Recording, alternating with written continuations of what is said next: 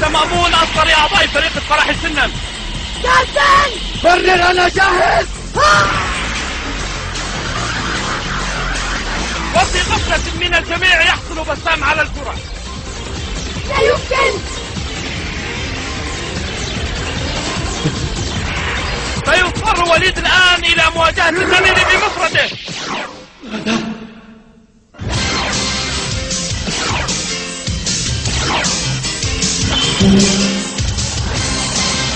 أكاد لا أصدق. أحسنت يا وليد. مذهل. وليد يتخلى عن حراسة المرمى فجأة ويتحول إلى مهاجم.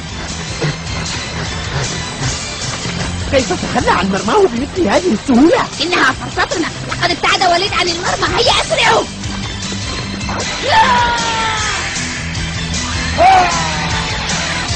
أنت مسدد؟ لا، لن أسمح لك يا وليد.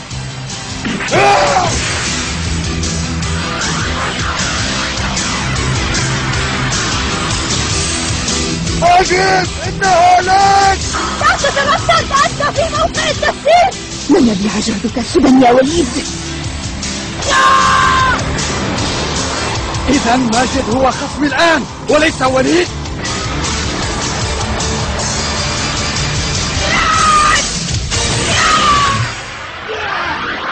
سأتصدى لها.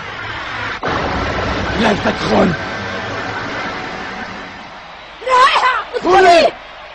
لا.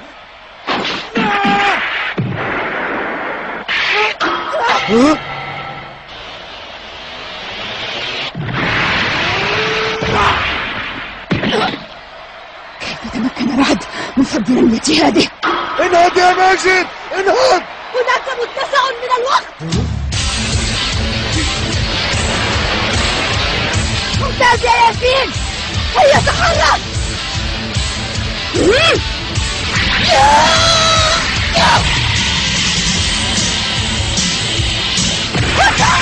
يعود الثنائي الذهبي إلى التألق من جديد.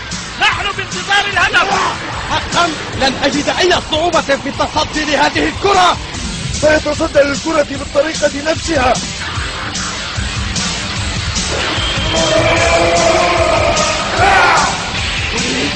ما زال وليد مصرا على إخراج هدف في مرمى رعد.